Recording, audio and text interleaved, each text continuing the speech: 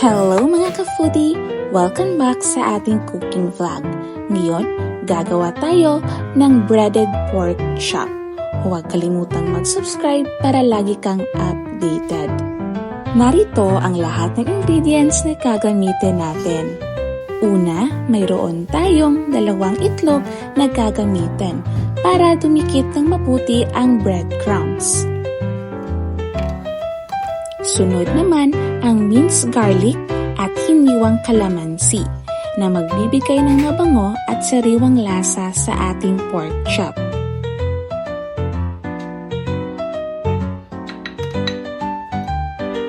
Mayroon din tayong dinurog na paminta para sa dagdag na aroma at flavor. At syempre, magic sarap at asin para mas lumabas ang linamnam ng karne.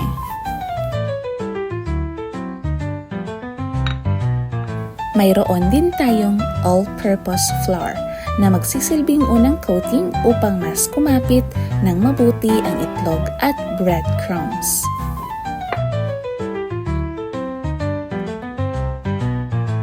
Mantika naman ang gagamitin natin sa pagprito.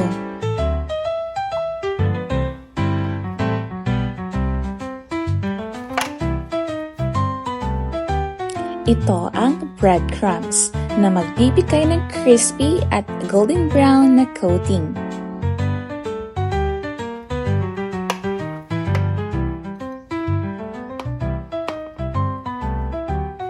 At ito ang ating pork chop, ang pangunahing pita ng recipe natin. Unahin nating i-flatten ang bawat pork chop gamit ang ating meat tenderizer. Ginagawa ito upang maging mas malambot ang karne at mas pantay ang pagluluto.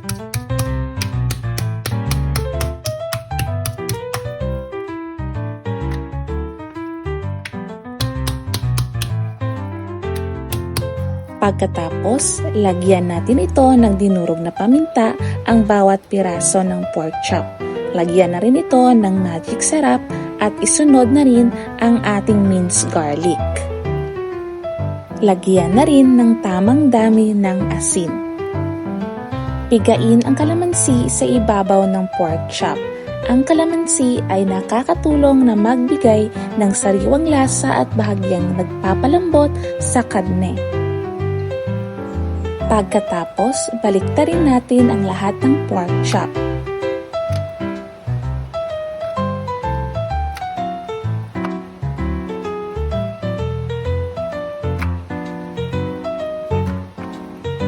Ulitin lamang ang parehong proseso sa kabilang bahagi. Paminta, magic sarap, minced garlic, asin, at kalamansi upang siguradong malasa ang bawat kagat.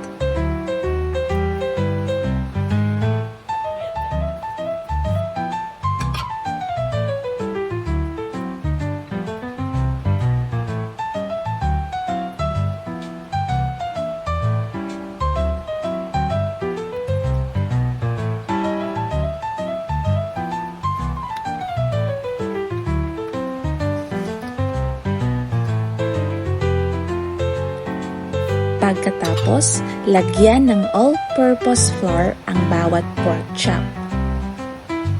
Ipahid ng pantay ang all-purpose flour sa buong karne upang dumikit ng maayos ang susunod na coating. Baliktarin ang pork chop. Pagkatapos, lagyan rin ito ng all-purpose flour.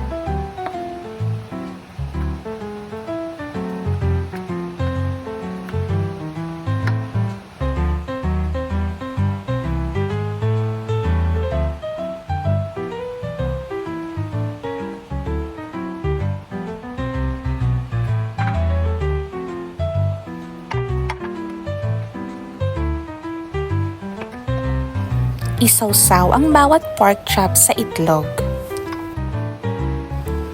Pagkatapos, balutin ito ng breadcrumbs hanggang sa maging pantay ang pagkakabalot.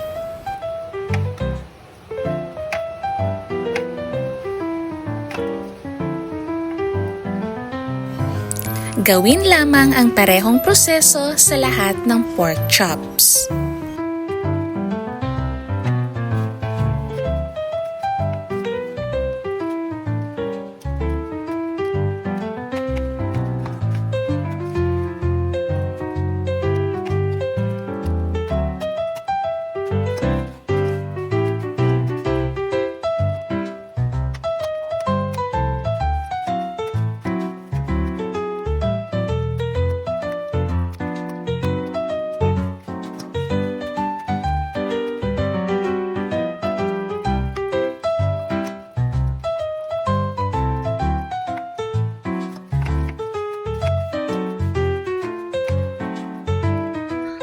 Ayan, handa na ang ating mga pork chop na balot ng breadcrumbs at ready ng iprito. Ngayon, buksan na natin ang kalan. Painitin ang kawali at lagyan ng sapat na mantika para sa pagprito. Kapag mainit na ang mantika, maingat na ilagay ang breaded pork chop.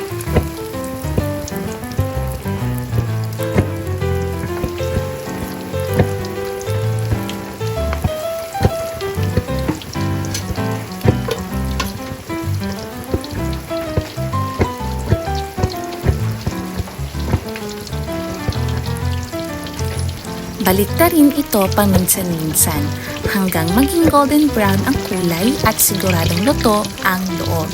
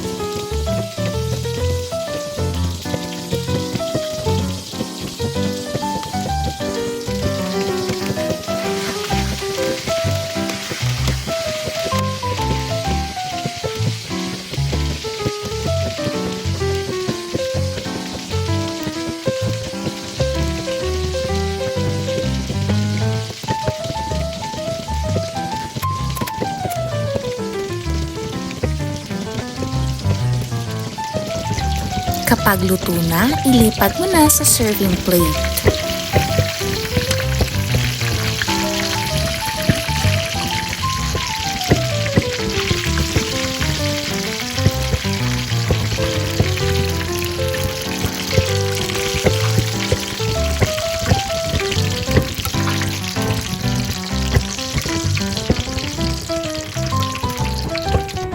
Ipagpatuloy ang pagprito ng natitirang breaded pork chops.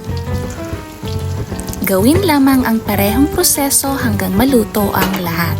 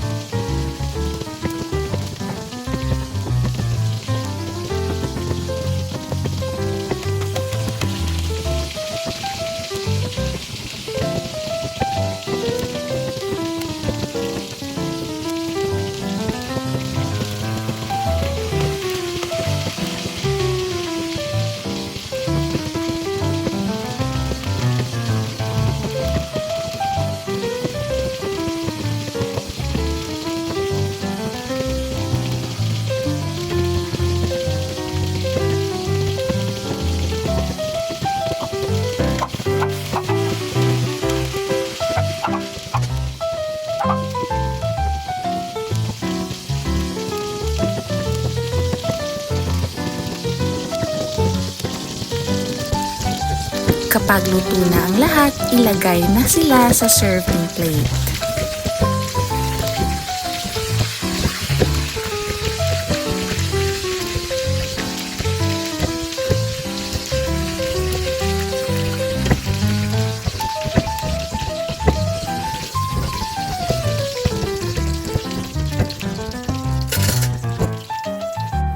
Hiwain ang bawat piraso upang makita ang malambot at juicy na loob habang nanatiling crispy ang coating.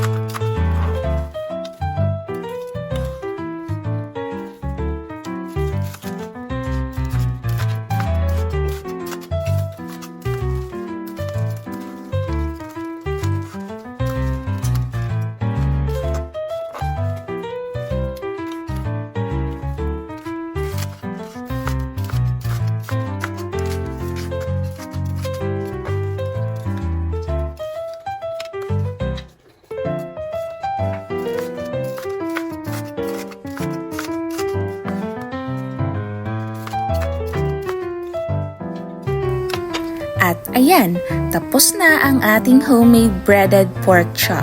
Tignan ninyo ang napakagandang golden brown na kulay at ang crispy nitong coating. Perfect itong ipares sa mainit na kanin, gravy o paborito ninyong sausawan. Siguradong magugustuhan ito ng buong pamilya.